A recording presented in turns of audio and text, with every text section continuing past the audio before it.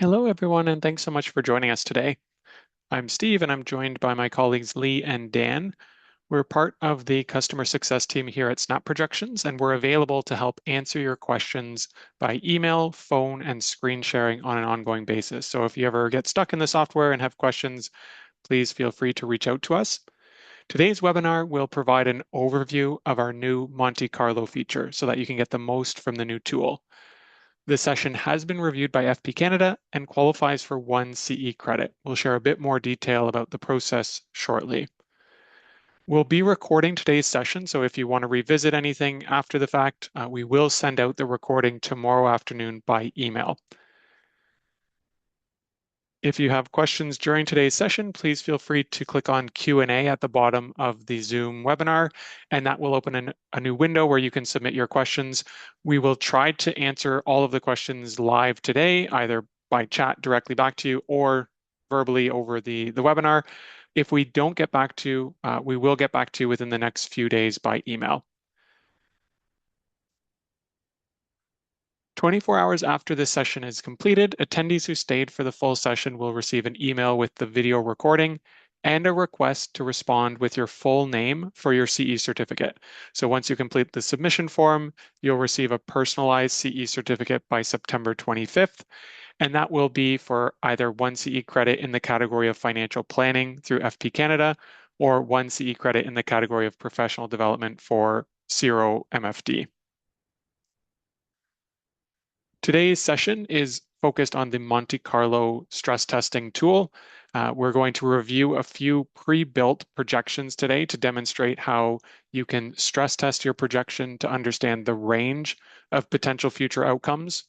We'll also discuss strategies to address the downside risk that exists in the plan, and we'll do that on a proactive basis.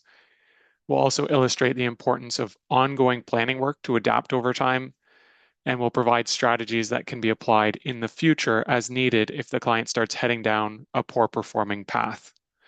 We will take questions throughout, so I'll pause here and there to take questions, and then we've also left some time at the very end for a dedicated Q&A, so please submit your questions throughout. If you are looking for support or help in the software, you can click on Help in the top right corner. The first option is our AI Answers tool. This is a chatbot that is trained off of our publicly available training resources. So it uses all of our articles and content in order to help accurately and instantly respond to common questions. If you do have a more advanced or detailed question, we would still encourage you to either explore the resources directly on the help site or to send us an email on the support team, just so that we can make sure that you're getting the most current and accurate steps to model what you're looking for. If you do want to reach out to us directly, you can go to our help site, and at the top, there is our toll-free number. We're available 9 a.m. to 6 p.m. Eastern Time on weekdays. And you can also send us an email by clicking Contact in the top right. You can ask us your questions directly or pre-schedule a time for a call or screen sharing session to go over any questions. With that, we're going to jump into the software so that we can start taking a look at the new Monte Carlo tool. As I mentioned, we're going to be using pre-built plans just so that we can focus as much of our time today as possible reviewing the Monte Carlo functionality itself. So I've created a plan for our client, Wayne Gallant, and I'm going to go into this scenario setup to briefly review the details for his file. So Wayne is currently 60 years old and living in PEI. He's looking to retire in 2 years at age 62. We're going to run the projection until age 100. We've used the FP Canada guidelines for inflation, and we have our defaulted fee-adjusted net return assumption. So 1, 2, and 5% is what we're using in this case. We're looking for $70,000 per year in retirement spending. This is net of all other transactions in the plan, so net of taxes, net of debt, and it's also inflation adjusted over time. We're also adding additional travel of $10,000 a year. We've linked that to the general inflation rate, so it will automatically increase over time, and we're going to run that for roughly the first decade of retirement. Wayne is currently earning $160,000. That's employment income, and it's running until the end of the year prior to his retirement. He has roughly 1.5 million currently available across his 4 financial assets. So he's got some non-registered money, some registered taxable accounts, and then his TFSA. And those are invested at 30% fixed income, 70% equity for an overall expected return of about 4%. And then he owns his home outright. He doesn't have any debts. And in terms of government benefit expectations, he's looking to start CPP at 65. And based off of his employment history, he expects to receive about 90% of the maximum. OAS, he'll take at 65 for the full expected benefit. And that's all we entered for this scenario setup for Wayne. All of the other pages have been left as their default settings. If we then go to the planning pages, we can see the few final steps that I've already done. So for the first 2 years prior to retirement, we can see his employment income of 160K. We've got his taxes payable, his CPP and EI, and then we are maxing out his TFSA and RSP. That leaves him with about $78,000 a year of cash flow that's assumed to be spent. Then once he retires in 2028 at age 62, we have our target spending kicking in. It's being inflation adjusted. We've got our travel goal, and this spending need is being funded through automatic withdrawals out of the client's financial assets. So we've got some non-reg withdrawals occurring. We have his LIF withdrawals. Later on, once the non-reg depletes, we can see TFSA kicks in, and then the RIF minimum. So automatically Snap is withdrawing on a tax-deferred basis all the way throughout the plan, and we can see he's expected to run out of money at age 99, where he makes his last RSP withdrawal. And then over on the left, we can see he would need to borrow 64,000 at age 99, and then bring that borrowed amount up to 167,000 by the end of the projection. Now he does still hold his home outright, so he could borrow against it or sell it if needed, but that's our overall base scenario. Now, what we can do in Snap is go into recommendations and use the new financial recommendations tool in order to help optimize this plan. So as I mentioned before, right now it's just using Snap's default tax deferral strategy. We're also just using CPP and OAS at 65. So let's go into financial recommendations and see if Snap can help us to find a better alternative. Now, this isn't the focus of today's webinar. We actually have a previous webinar on the financial recommendations tool. So if you haven't had a chance to explore it, I would encourage you to click on learn more about this feature. That's going to take you to our dedicated recommendations article. And then you can go into the financial recommendations overview in order to access the article itself. So financial recommendations article, and that's going to give you our full video overview, feature summary. So this is where you can get all of the resources. And then we also have a recent webinar recording. So we'll share some of these links in the chat for the Zoom session, just so that you can jump straight there. So optimize client outcomes with automated recommendations. We'll just be highlighting it very quickly here. We've got the summary of the plan. Wayne is looking to retire at 62 with a target spending of 70,000. He's underfunded for that goal. So you'll remember we had 2 years of pink shading. That means that he has 97% of the liquid cash that he needs for his target spending. And the goal balance is the client's financial assets, any remaining financial assets in the plan, less taxes payable on those assets, less anything that the client has had to borrow to fund their spending. So in this case, they've had to borrow 167,000 and they have no financial assets left. So the goal balance at the end of the plan is a shortfall. They still have their home, so their estate after tax net of the liquidation of the home is 1.2 million. And at the bottom here, we can change some of the assumptions in the projection to see if we can help improve this estate after tax. So I'm going to click calculate, and Snap is going to run through some alternative strategies to find out which one is optimal for Wayne's specific case. So here we can see very quickly, it's been able to take our plan from an underfunded status to an overfunded goal.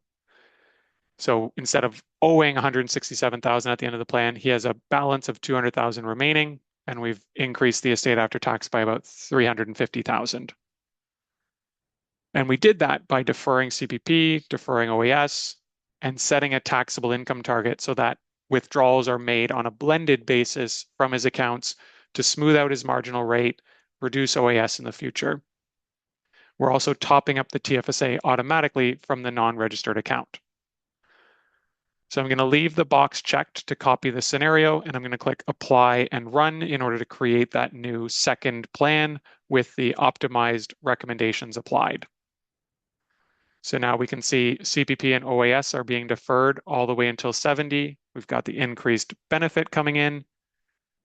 We have the taxable income target. So SNAP has determined that 61,000 a year is optimal for Wayne. That's going to help him get out money proactively while he's in a lower tax bracket in order to avoid having OAS later on when his RIF minimum starts kicking in. So we're targeting a specific tax level, and that's being achieved through withdrawals out of the non-reg, LIF, and RSP. So you'll see now the withdrawals are different than in our original.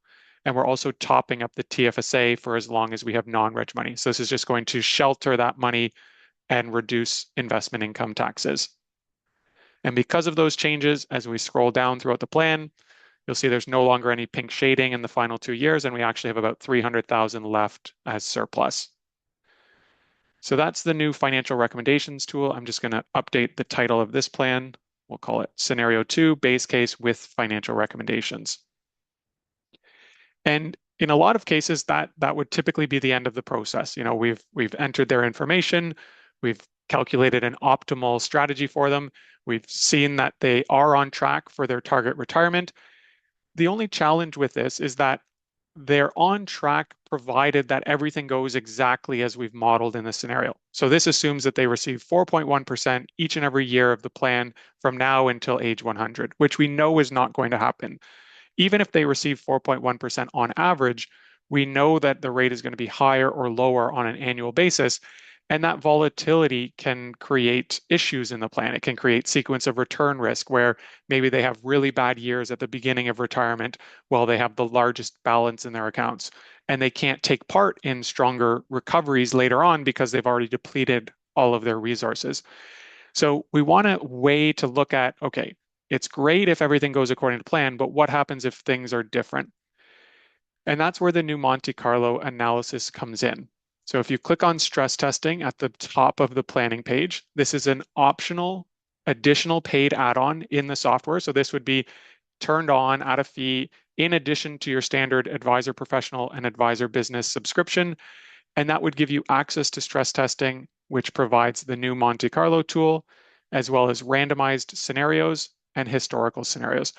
We won't have too much time today to focus on these. We do have other training resources available. If you click on them, you can either access the article directly from the feature, or you can go back into help, go to the help center and look at existing materials.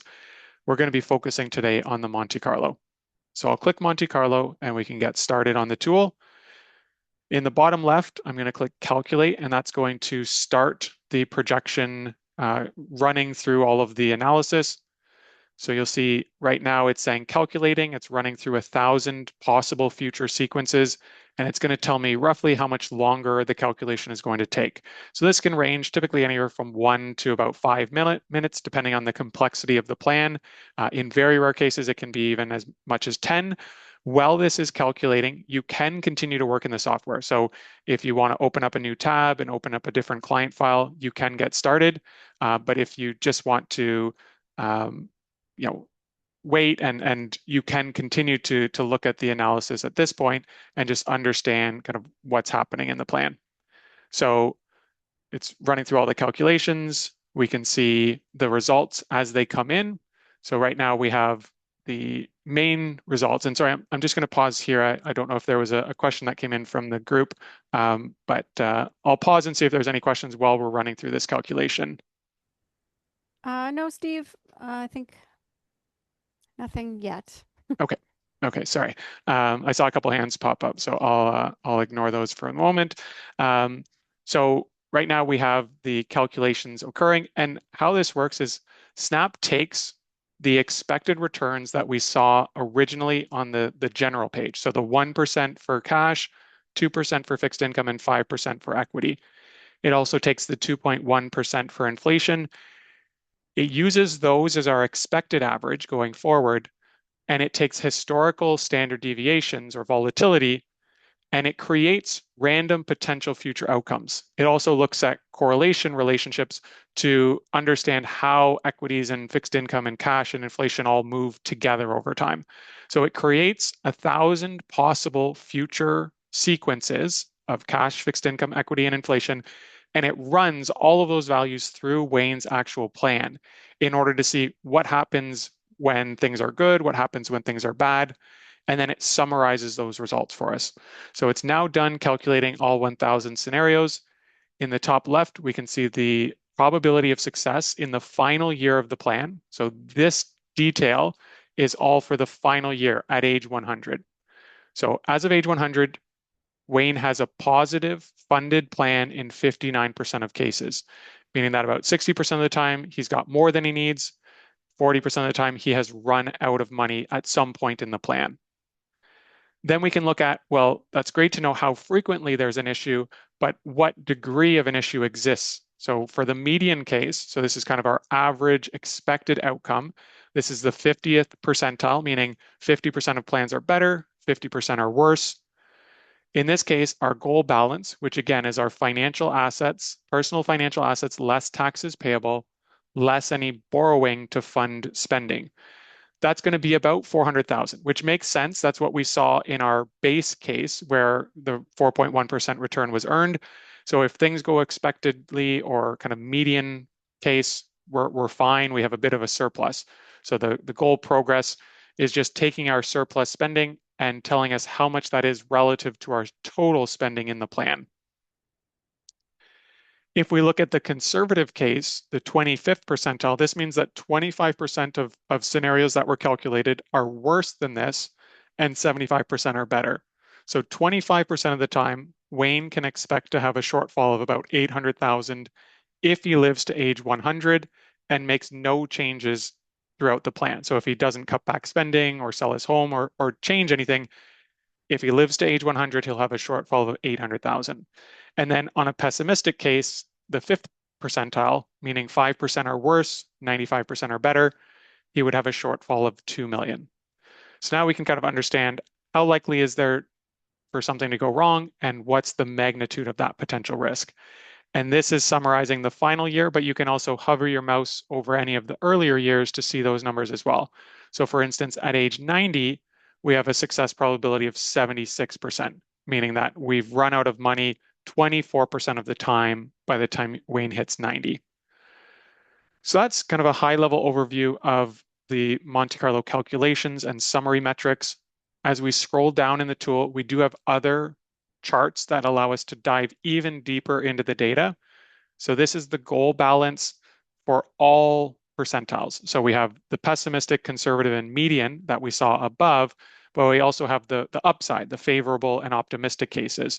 So you can really get a sense of just how wide of potential outcomes the future holds for clients. So on an absolute best case scenario, they're looking at 18 million surplus. And on a worst case, they're looking at a $3.4 million shortfall.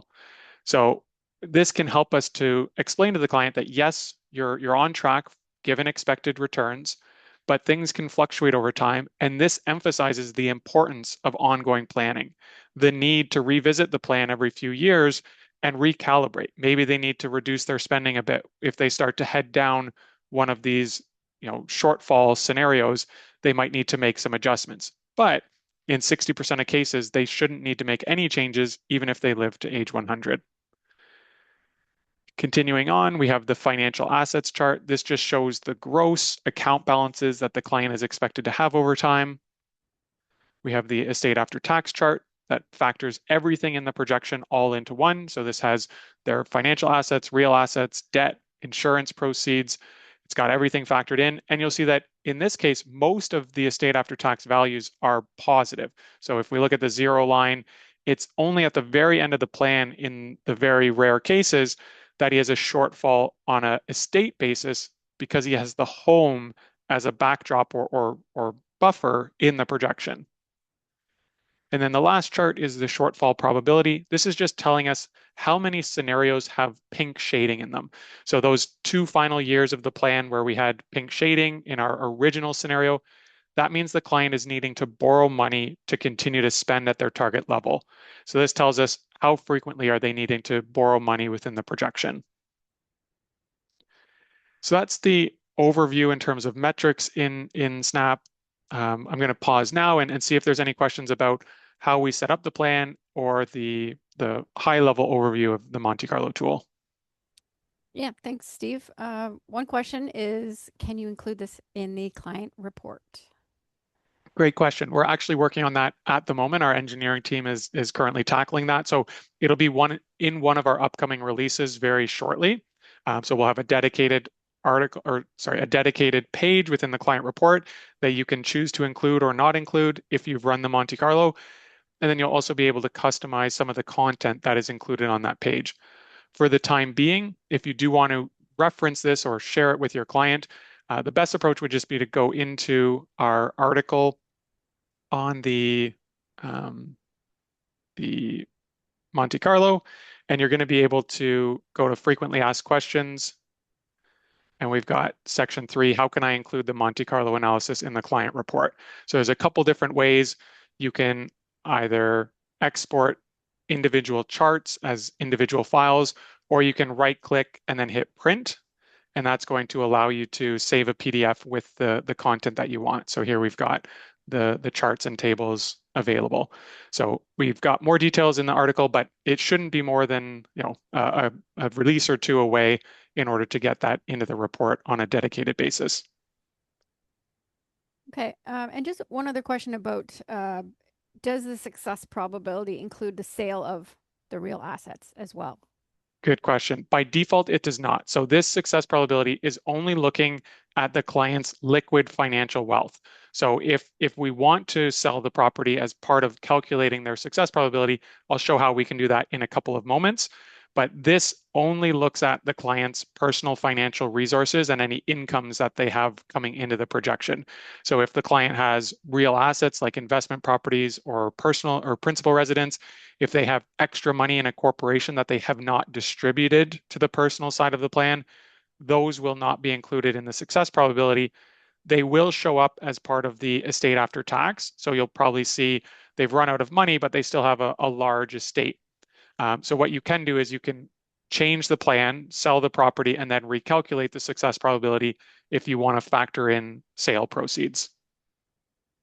Okay, and maybe just one more about, could you clarify a little bit more about the difference between real dollars and nominal dollars? Absolutely. So nominal dollars is the actual amount of money in that future year that the client would be interacting with. So if they signed in at age 100 and looked at their bank account, they would have a negative $2 million balance showing there.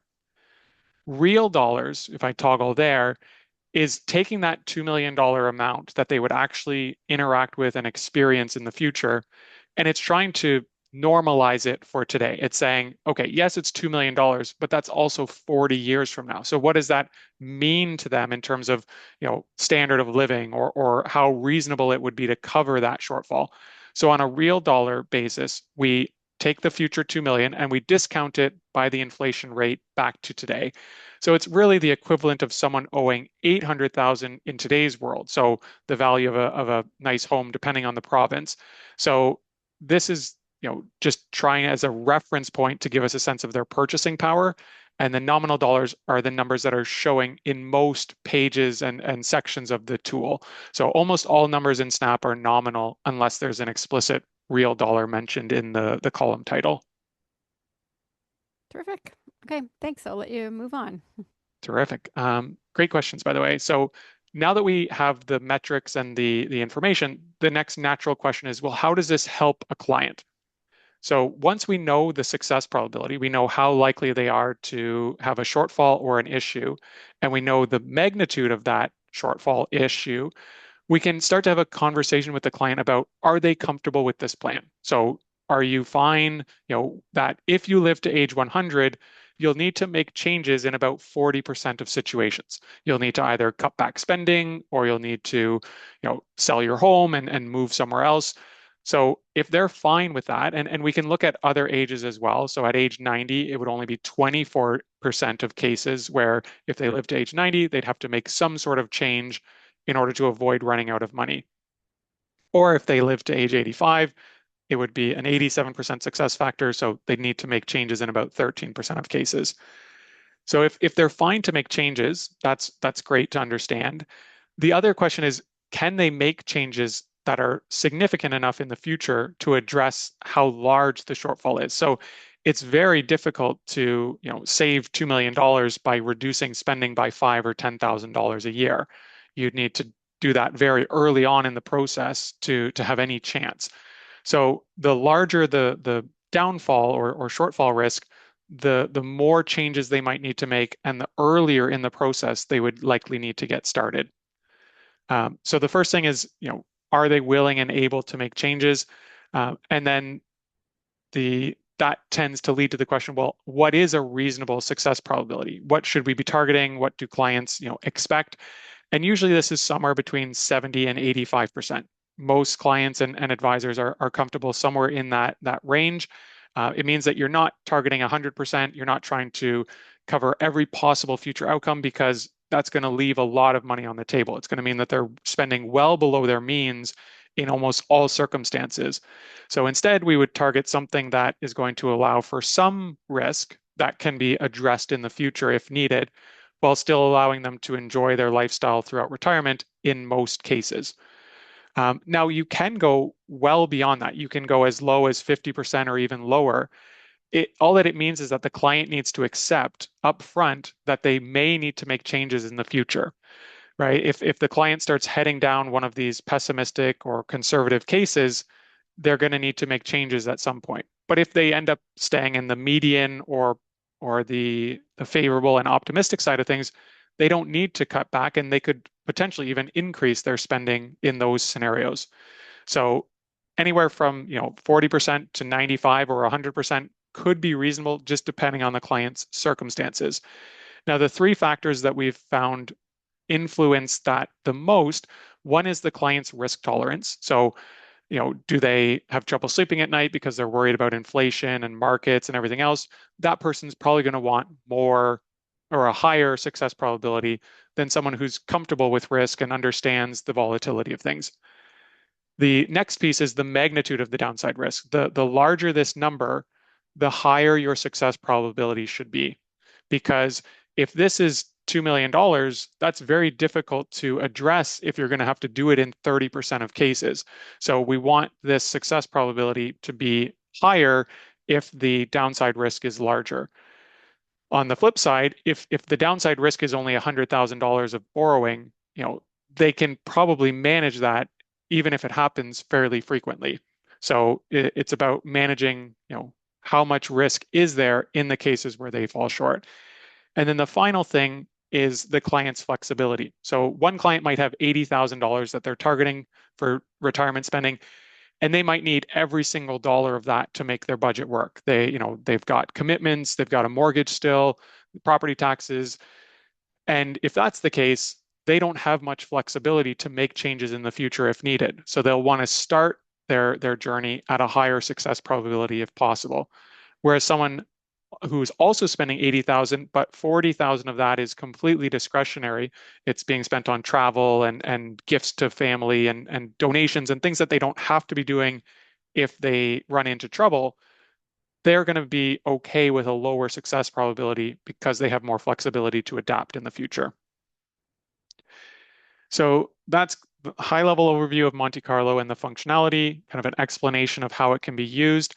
And once you know with the client whether they're comfortable with the success probability, then the question is, how do you change it if you need to? So if you want to increase the success probability, that would be things like delaying retirement or changing their spending target or selling assets in the future. So if we sell their home at age 85, for instance, that's going to bump up the success probability because now they'll have that cash available for their spending needs. So if we want to increase the success probability, we can either show that happening on a proactive basis. So this would be things that the client does today to start the plan at a higher level. The other option is just explaining reactive future ways that they can change their plan in order to adapt if they start heading down a poor performing scenario. So that would be things like selling your home in 20 years or cutting back spending later on in the plan, only if needed. So we'll walk through some of those shortly. Now that we've calculated Monte Carlo, we can go into randomized scenario and we can see each and every one of those 1,000 sequences and what resulted in the plan. So here we have equity, fixed income, inflation, and cash returns for every year of the remaining projection. This is the median case scenario. So we can see this is kind of what we would expect over time. Fixed income and equities kind of outperform inflation. Cash is under inflation. They have about a 4% nominal return, which is roughly in line with what our base scenario was showing. And this has resulted in a nominal goal balance at the end of the plan of about 400,000. We can either change the slider at the bottom or we can use the percentile buttons to jump around to different cases. So here we have the 5th percentile scenario where they performed quite poorly in their plan outcome. And that's because inflation, the gray bar, is well above cash and fixed income. So they've earned a negative real return on a long-term basis on their fixed income and cash. And they actually had almost a zero real return on equities all the way until July of 2062. So that can explain these are the things that can happen. You'll also see there's a really poor equity market right at the beginning of the plan when the client is looking to retire. So they've probably needed to drain a lot of their financial assets early. And that means that even though the market did recover later on, they didn't get to take part in those equity returns because they've already used everything up. So if I click on P5 and then click apply and run, I can go even a step further and actually look at the results of the plan in the planning pages. So here we have the rate of return applied to this scenario. We can see the inflation rate has been applied, which is impacting the spending assumption. And so again, we have that really poor equity performance right off the bat. And that means that by age 79, they've drained their TFSA, non-reg, and RIF, and all they have left is their LIF. So even though there's strong market performance towards the end of the plan, they don't have any assets remaining to take advantage of that. So these are the sorts of conversations that you can have both with the Monte Carlo and the randomized scenario tool. So I go back into randomized, I'm going to click clear and run, and that's going to turn my plan back into the static usual one, just with 4.1% returns. I'm going to go back into randomized once more. Another thing that you can do from the randomized scenario side of things is you can click show fine print, and then you'll scroll down and you'll see a new table has been added. And this is where Snap is calculating the sequences from. So it's got my expected returns, and then it's got historical standard deviations for those categories, and then it's got the correlation matrix. So if you want, you can customize any of these blue values. You can change the expected or standard deviation for all 4 categories, and then you would recalculate the Monte Carlo in order to see the results with those new market assumptions in place. So that's the high level overview of Monte Carlo and randomized. If you toggle between nominal and real here, then when you go into randomized, it's just going to order the sequences based off of the real dollar outcome. That's a very minor difference, but it's just to make sure that when you're looking at Monte Carlo and you see the pessimistic case of 868,000, when you go back into randomized and click P5, you're going to see that 868 case. So it's just allowing it to align so that you can go all the way from the high level summary down into the granular data for any of the individual scenarios. So the next thing that we're going to do is show how you can increase this success probability in the plan in order to illustrate, how a client can address things over time. So we're going to copy this scenario. I'm going to update the title. So this will be scenario 3. And we're going to show what would happen if they cut back their spending at age 70 by $10,000. So we're going to drop that to 60,000. And then we'll recalculate the Monte Carlo. And we don't have to do this process formally. We can more so speak to the fact that they have these options and that it would improve their success probability. Or if you do have the time, available and the client is interested, you can actually create alternative scenarios and show the different options, whether it's something proactive, like I could have copied the plan and shown him retiring at age 64 instead of 62. And that would just increase the success probability. And then he'd be able to decide, okay, do I want to work 2 more years to have this increased buffer, or am I okay adapting over time in the future? And I think that's really all that I want to focus on today and all that Monte Carlo is meant to do. It's not a prescriptive rule where you have to reach a certain success probability. It's all about letting the client make an informed decision about potential future needs to change. Because the conversation in 10 years, when they need to start reducing their RIF withdrawals because they're running out of money, that's much more manageable if they were prepared for it and they knew that that was a potential risk than if they go into retirement thinking, okay, I'm good no matter what. And then there's a conversation about cutting back on withdrawals and they're not ready for it and they don't understand why. And they say that they would have made other changes had they known that that risk exists. So this is mostly about transparency and making a more informed decision. So based off of a $10,000 cutback, we've been able to increase the success probability by about 20%. So of the 40% of cases where they failed going into age 100, we've addressed half of those just by cutting back by 10,000 in 10 years time. So, not a major change and not something that they have to do today. It's just about, if things aren't going according to plan, you would need to cut back at some point in the future.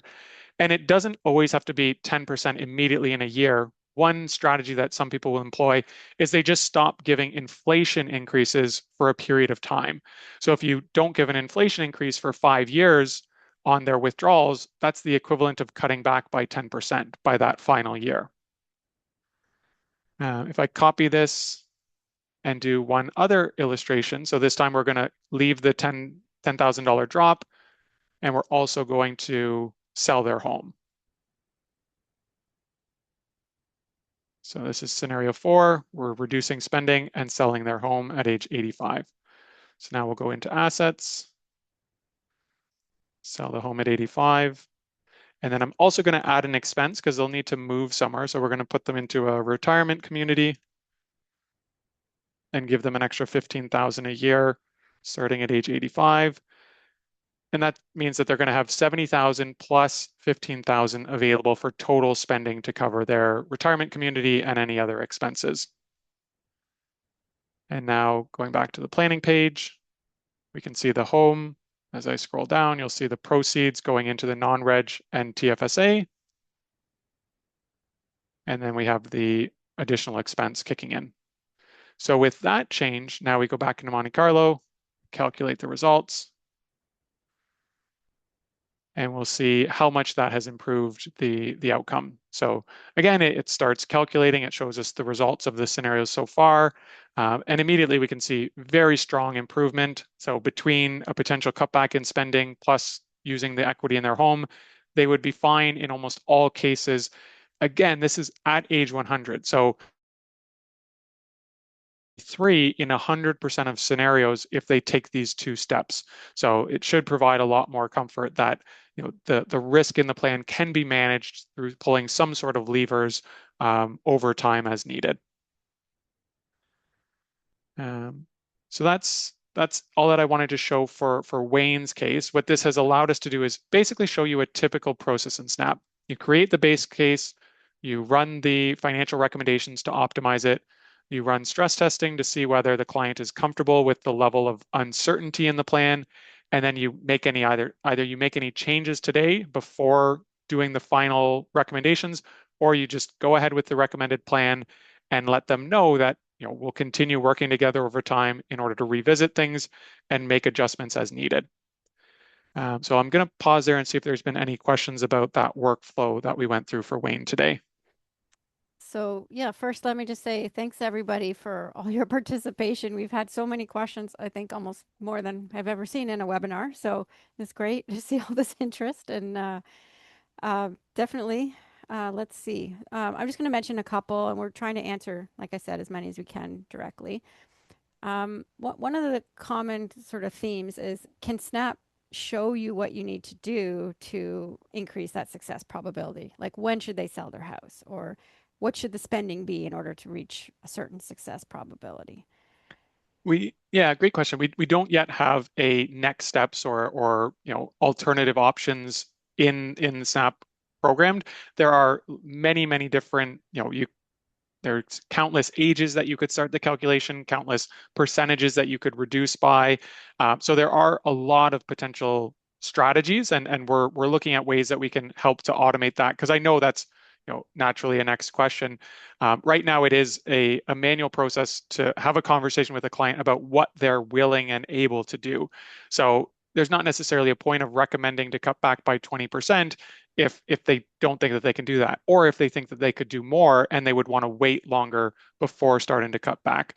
So it'll be mostly based on a client preference piece, but it's a good point, and we will look to ways that we can automate that process in the future. Perfect. Thanks, Steve. And just to highlight the success probability that you see 94% there, that is for the final year of the plan. Correct. Yes, that's as of age 100 in this case, the final year, and you can see the success probability for any earlier year by hovering your mouse over the chart. Okay. And like just to reiterate also that these outcomes are based on your plan, your projections, asset mix, and then as you went into the fine print of the randomized scenarios to show what else it's based on. We've had a few questions about that. Yeah, yeah. So it's using these expected values to then generate this sequence of returns, and then this sequence of returns is applied to your plan using your prescribed asset allocation for the client. Great. Okay, I'll let Awesome. you continue and I'll keep reading through questions and see what else I can ask by the end. Okay, perfect. So I'm going to close this. That's the process that we went through for Wayne. This is a typical client engagement, start to finish. The next example that I want to use is a case for Karen Whitmore. So if I open up her file, this is a client who's similarly close to retirement, but instead of wondering whether she's on track or not, she's wondering whether to take her pension or take the commuted value. So I've created two plans, one with her pension. It's a fairly healthy pension, 51,000 a year, dropping to 45 after the bridge benefit kicks out. She's also got about 500,000 in other financial assets. She's hoping to spend 54,000 a year. And based off of our optimized scenario, so I've already applied financial recommendations, and you can see the target taxable income and the deferred government benefits. So based off of a financial recommendations plan, she is fine with the pension. She's got a good buffer of about 700,000 left at the end of the plan, but she's wondering whether she would be better off taking the commuted value. So I simply copied this plan, I deleted the pension, and then I added in her commuted value amount into her financial assets. So no pension in this case, but a much larger RSP and a new LIF added to the plan. So now she's got about 1 million in registered accounts to pull from. And so instead of pulling pension income, she's doing that from her registered accounts. And very similar outcomes. She would have about 500,000 left at the end of this plan versus 600 in the other. So, very comparable outcomes. We could also go up and click compare scenario, and then we can go into the trends in order to look at the estate after tax over time. So this is a classic chart where one strategy is preferred if the client expects to pass away early. So she would be much better off commuting if she would pass away anytime, in her 70s or 80s. But as she ages, the pension case becomes better because she's getting that guaranteed income for a longer time. So, at age 90 is kind of the break even. Very reasonable to recommend either strategy just based off of these charts and comparisons. What this misses is the difference in risk profiles between the two plans. So yes, if she earns 4.1% every year in both scenarios, they are quite comparable and either could work for her. But if we close the comparison and we go into stress testing for each of the plans, so I'm going to start first with the pension scenario. So I've already calculated the Monte Carlo. we can see 90% success probability as of age 100 with a very small shortfall even when it does happen. So very little limited risk in the scenario with the pension, and that's because she's getting this guaranteed income payout every year going forward, and very little of her money is exposed to market risk.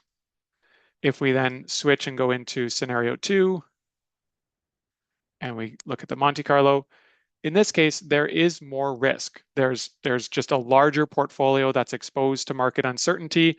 Now, they will still be, on average, the same outcome.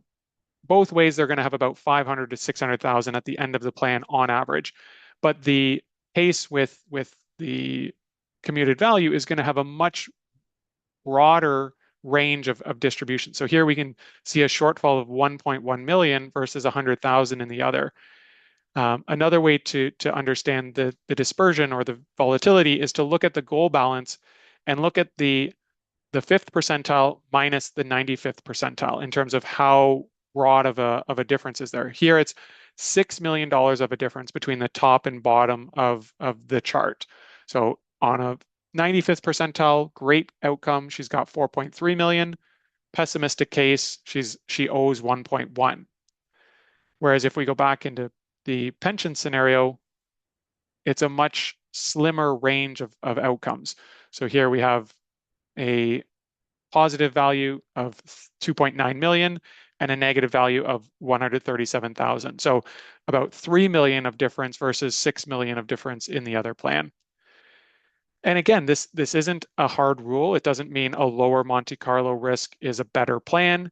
It just is helpful for informing the client and helping them to make the best informed decision that they can for their situation. So this helps to bring more, you know, robust conversations when it comes to any sort of comparison strategy. So another common strategy that we see modeled in SNAP is with and without insurance policies. So one plan might have a large financial asset, whether it's in the personal side or the corporate side of the plan, and another scenario would have an insurance policy. And again, you can compare those on an average basis and see which one is better. But again, bringing in that Monte Carlo view is going to give you even more resources to understand, maybe the insurance is less on average, but it's a much more predictable outcome because the insurance product doesn't have the market exposure that the financial assets do. So again, it just brings more material to that conversation. So you can use these tools in a broad range of comparison conversations. So in terms of the stress testing, we've covered Monte Carlo and randomized. That was the main focus for today. We do also have the historical scenario. So when you turn on stress testing, you get access to everything. In order to use historical scenario, you just have to clear any of the Monte Carlo or randomized scenarios that you have applied. And then I would be able to go into historical. And this works very similarly to randomized, where I can pick a sequence of returns. So maybe I want if I go to 20-year period, and then I want the fifth percentile, this is just going to pick a very poor performing real return sequence from a historical period. Or I could use, 2000 to 2020 and just apply that to the plan. So this is quite a bit different than Monte Carlo. It's just looking at one scenario, but it is another tool available for your conversations. And we have more training resources available if you're looking to learn more. And then we covered it earlier, but we are in the process of adding Monte Carlo to the report. So that will be available shortly. And there's the section in the help article if you would like to use it in the meantime. The financial recommendations, just highlighting once again, very valuable new tool. Please check it out if you haven't had a chance, and let us know if you have any feedback, good or bad, on how that's working for you. We are continuing to review and make future changes to continue to optimize the software. So I'm going to pause there, open it right up for questions. Looking forward to answering as many as we can. And again, if we don't get back to you today, we will get back to you within the next few days by email. Thanks, Steve. One question, is the success probability expected to remain the same if you run Monte Carlo analysis multiple times? It should be very similar. So each thousand sequence will be different than the last if you're recalculating the sequences. Um, Let me actually back up and get a bit more technical. So if we go into Wayne for a moment, if I go into Monte Carlo and I calculate this, the results in this plan, if I clear the plan or cancel or anything else, if I have not made any changes to the plan, when I calculate again, it will be the exact same results. So the same thousand sequences will just be rerun through the plan and I will get the same exact success probability. But you can re-randomize the thousand sequences if you ever want. This is more of an advanced use case, but if you go into randomized scenario, you can click randomize again. And that's going to create a whole new thousand sequences that you can then run through the Monte Carlo. That will give you a different set of outcomes, but the success probability should still be very close. That's why we actually run 1,000 scenarios, is so that the sample size is large enough that we get a good, verifiable number. As an example, when I've been doing this webinar script over and over the last week, uh, the probability for Wayne has been somewhere between about 52% and 57% all throughout. And I've done it probably 10, 15 times. So very close, even with different types of sequences. Okay, thanks. So we had a couple questions sort of related. So what happens if you were to reduce the risk in your portfolio, like change your asset allocation midway through the projections, and will that affect the Monte Carlo results?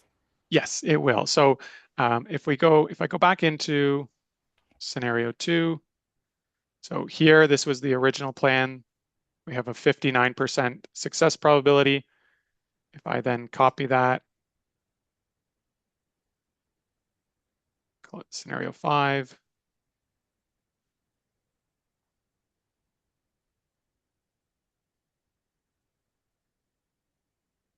we'll change the asset allocation at some point in the future. So let's say that we change it at retirement and we're just going to go 40, 60 instead.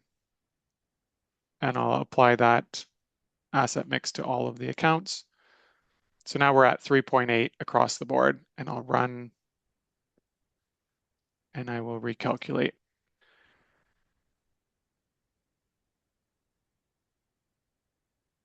And then we're going to get a change to the success probability. Now, this is a very technical area to start going down. Um, when you change the asset allocation of a client's portfolio, that can do one of two things, depending on their circumstances. If a client is overfunded in most cases, and it's really just the extreme market situations where they run out of money, then de-risking their portfolio should increase their success probability because we're kind of eliminating those extreme poor market performance situations. But if a client is just barely on track for their retirement, given their current asset allocation, de-risking their portfolio can actually reduce their success probability because they're not getting as high of an expected return on average. By moving into fixed income, yes, it's less volatile, but it might also be a lower return and not allow them to get to their future goals. So it's not as clean as changing the asset allocation to de-risk them is going to improve success probability. But this can help in terms of, maybe it is a matter of increasing their risk profile. This can be a very useful tool. When I talk with clients, sometimes I say that there's lots of ways that you can measure risk. One is volatility. That's the most common way that people talk about risk. But another way is to think about the probability of reaching your goals. And on a long-term basis, equities can actually be lower risk for achieving goals than fixed income because that average expected return being higher will lead to better outcomes in the majority of cases. So when you change the success probability, or sorry, when you change the asset allocation, it will impact the success probability, just not always in a predictable way. Great. Okay, another, I don't know, similar type question just about your own plan. If you've run financial recommendations and let's say it it recommends that you delay taking CPP and OAS. Mhm. How does that potentially impact your Monte Carlo because now you have to rely on your own assets longer?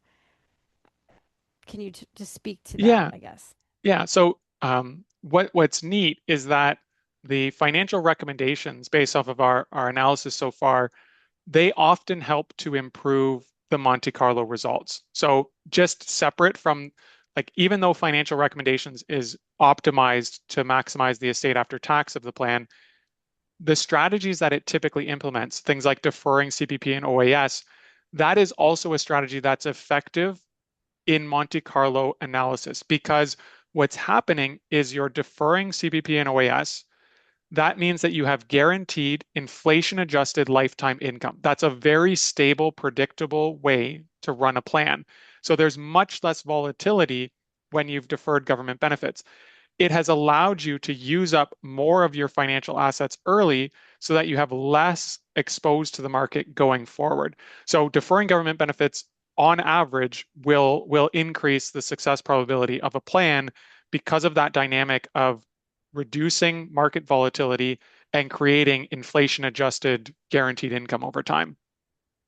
So the financial recommendations are kind of coincidentally also good for the probability of success.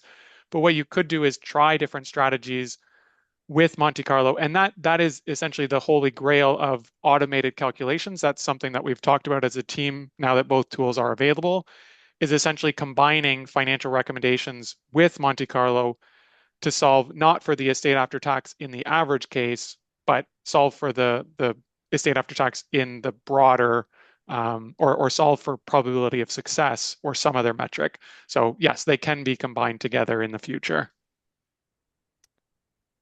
Okay. Just reading through a few of these. I think we answered a lot of questions here. Let's see. If you had overrides, so someone's asking about how does the Monte Carlo affect a prescribed RSP meltdown? So would it override the planned withdrawals? It won't override the planned withdrawal. So if I do say 60,000 a year out of this account and I run that, Monte Carlo is just going to work around that. So it's basically going to say, okay, we're taking 60,000 from here. Let's go in, let's calculate the Monte Carlo. What might happen is they might have to borrow against that RSP in some years because we're not taking out enough for that particular client sequence, but it won't change your 60,000. It's just going to work around that and give you the summarized results of the plan. But it won't touch your overrides. Okay. And you run this on a couple of single clients. Just a general question. Will it work on a couple or including corporations? Yes, it does work on all scenarios in Snap. It's just the amount of time that it takes depends on the complexity of the scenario. So I've been using singles because we've wanted to calculate it so many times, and it's usually less than a minute to do singles individuals.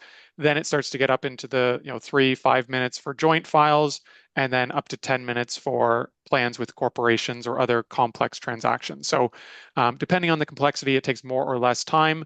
And again, just want to emphasize, if you're running a more complex scenario, you can leave the computer, you can sign out. Snap will keep calculating it. When you come back, it'll be there, just like the financial recommendations tool. Or you can open a new tab. Like if I just go back to Snap projections and log in, I could work on a different client file. I could go back and start looking at Todd. Now, if it's only 3 minutes, you likely don't need to switch tasks in between. We do show the results as they get calculated. That's intentional so that you can start to analyze things even as the information comes in. Now, ideally, you would use 1,000 scenarios just so that the sample is large enough that the data is dependable.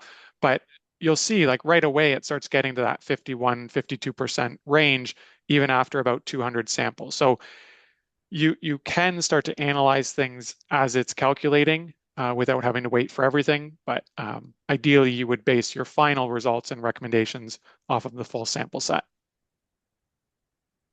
And sometimes you'll see here, like very occasionally, you might see it saying waiting, and that just means that there's a bunch of calculations being done, and it's creating new capacity in the back end to do your calculation, and that typically takes a minute or two where you might see waiting, and then it'll start calculating once it has that additional infrastructure in place. But we are monitoring the usage and we'll kind of keep the infrastructure in place to make sure that that's working well for you. I do see that we're at time, so I Yeah, want to respect that's great. everyone's calendars.